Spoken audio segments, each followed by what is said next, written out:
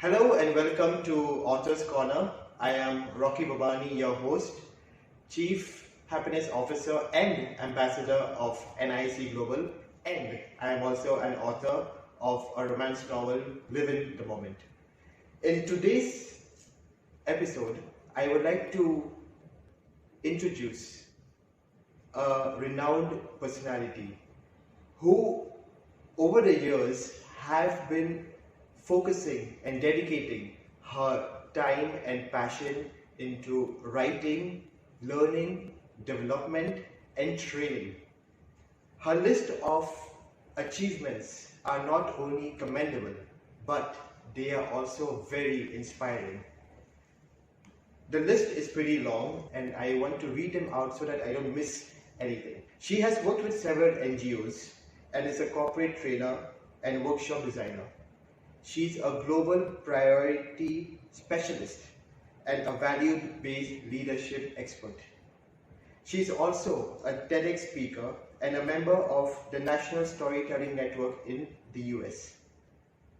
She is also a Maxwell Executive Director and one of his licensed and certified coaches, speakers, trainers and teachers. To add on to that, she is also the recipient of the 2020 John Maxwell Cultural Award for equipping others. Further to her list of accolades is being an NLP practitioner and meta coach. She is also a DISC trainer, consultant and certified in parenting and youth leadership by John Maxwell. Above all this, she has also founded an NGO called Kun and San, which is Being Human, in the year 2016. And most importantly, she has authored 2 books. The first book, based on academic, is called The Temptations of the Flesh in Madame Bovary and the Awakening. And the second book, which is a collection of 20 short stories called The Hidden Face of SCHEHERAZADE. Ladies and gentlemen, I'm glad to have her as part of NIAC Global as an NIAC Ambassador. Let's welcome Sadika Kebbi. Thank you so much, Rocky, for this introduction. I'm really honored to join your global community of authors, and I'm ready for any added value. Most welcome, and thank you once again for this opportunity and being a part of Author's Corner. Thank you. Sadika, let's start with the first inspiring story of how did your writing journey begin and what made you become an author? Well, I can say that it started at a very young age. I was, and I am still, an avid reader. I love to read books. And when I read, I always jotted notes whenever there was a striking idea or thought or any plot development that hit me. And slowly, I started writing my own journal as a child. So, especially that I lived the civil war in Lebanon, and I was involved in the Red Cross as a volunteer since I was 14. And I witnessed lots of tragic events. And when I went back home, it was really too heavy for me to carry this load of the drama I watched in front of me. So at some point, I started writing those emotions, and I felt that it was therapeutic. Okay. And once I put everything on paper, it felt better, you know. And slowly, this became a routine and a habit. And whenever I faced a certain issue, no matter the obstacle, I went to my journal and I wrote this down. Okay, wow. Yeah. So the writing has started from those days, huh? Yes, very early stage. Amazing. Besides a writer, we would like to know more about who Sadika Kebbi is as a person, like in terms of the nature or your hobbies, what you like. Yeah. Well, I always introduce myself before introducing any title because I don't believe that the title makes you who you are. I believe that I am a human being in the making, and this is how I like to introduce myself. We are born under the label of human being, but actually it's the experience and the journey that makes us human. Yes, absolutely true. Yeah.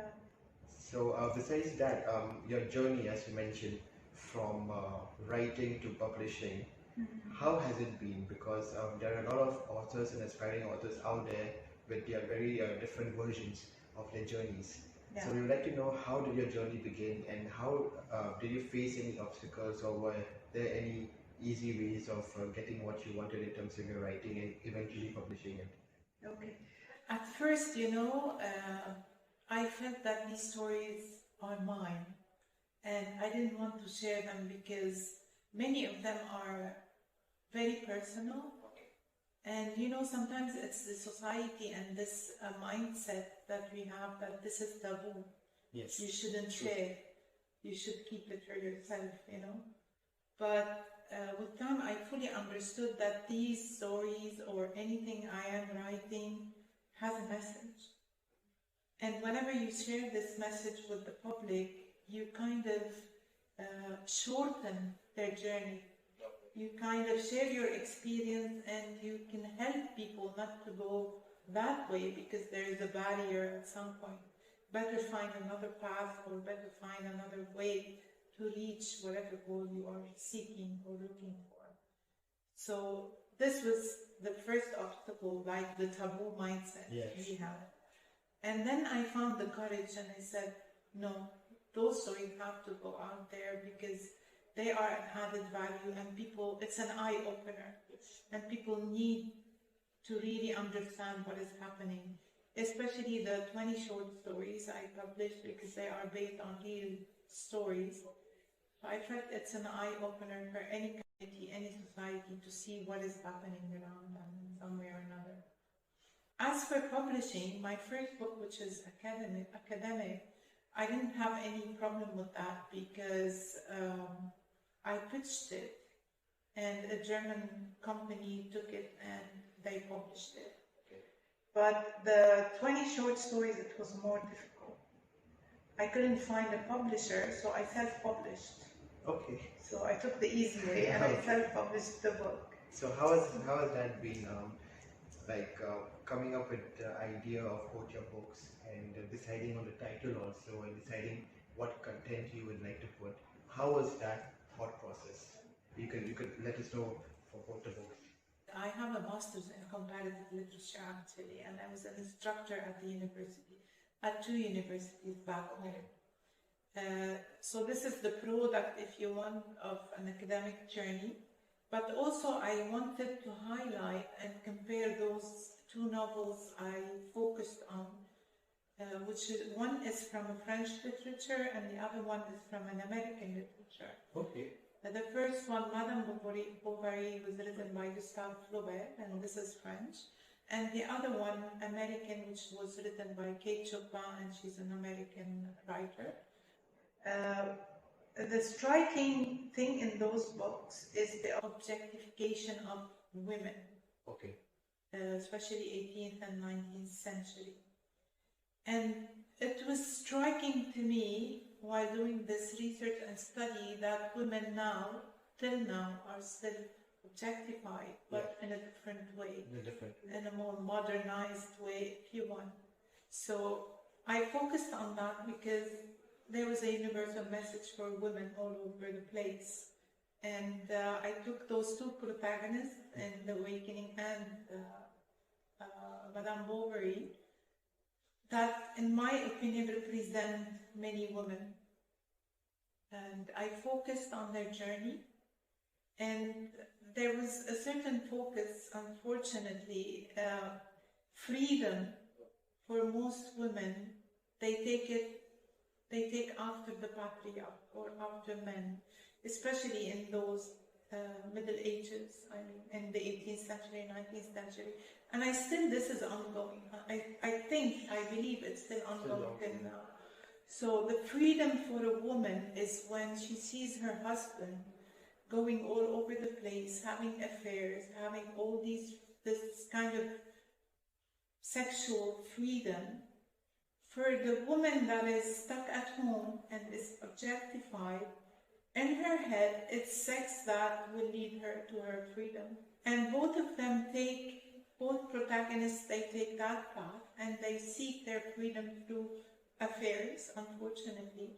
But at the end of the novels, they discover that this is not it.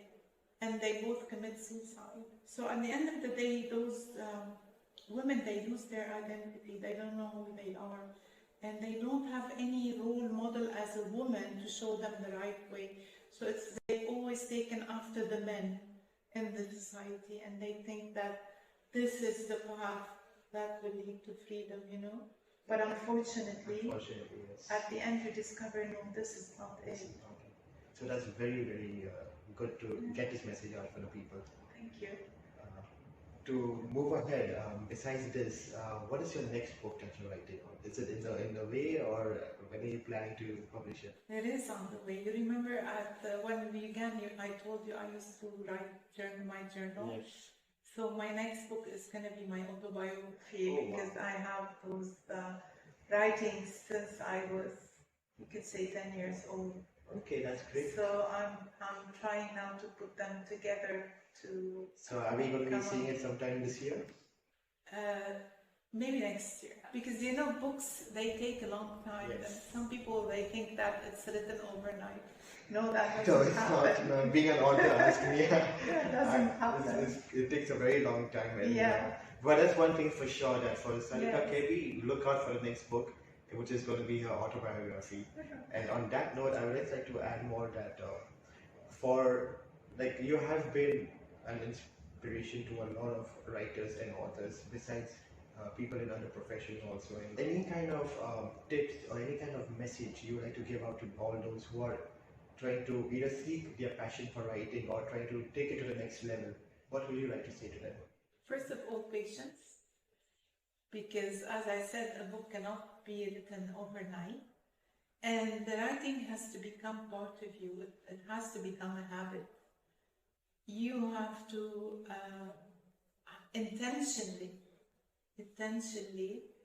put it on your schedule and have like half an hour a day to do some writing, no matter what kind of writing.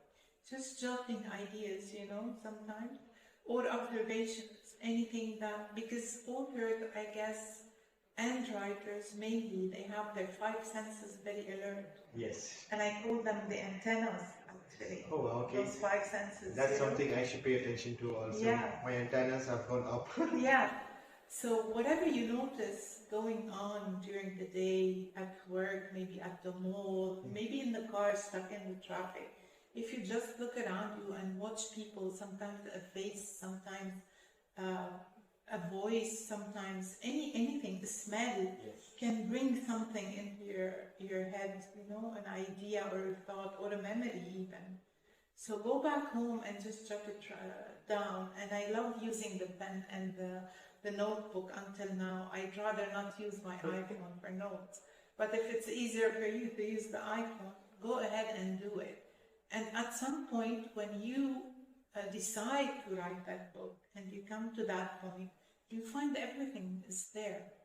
You have the ideas, the thoughts, you just have to develop them into the story. And it becomes easier, much easier for the author to come up with the book. I mean.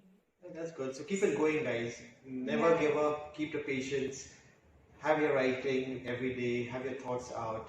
And whatever medium you find more comfortable, either it's your phone or your laptop or you're making out notes, just keep it going and make it happen.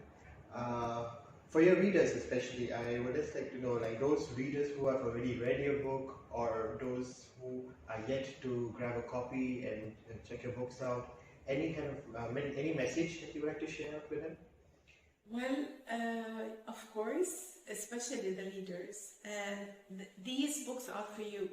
I mean, it's true they are my babies, I could call them my babies, but these books are written for you. There are messages for each and every single person on this globe, and you can take whatever pleases you, and you can leave whatever displeases you. But any author, when they write, their audience is in their mind all the time. And we are writing for you, for the audience that is out there, whether to raise awareness, whether to save you from lots of trouble. I mean, your path might look the same like mine, but your experience is different, definitely. And something very important is, amongst humans, is that we all share the same feelings and the same emotions, but the trajectory is different. So in every single book, not only my book, you will find something that will resonate with you. And believe me, it's life-changing. Lots of books have changed my life. So I really advise you, seek the books that really resonate with you, and definitely you will find a message that will lead you to the right path at some point. That's great. Last but not the least, how could your readers or any other author or your audience connect with you? Well, I'm everywhere on social media.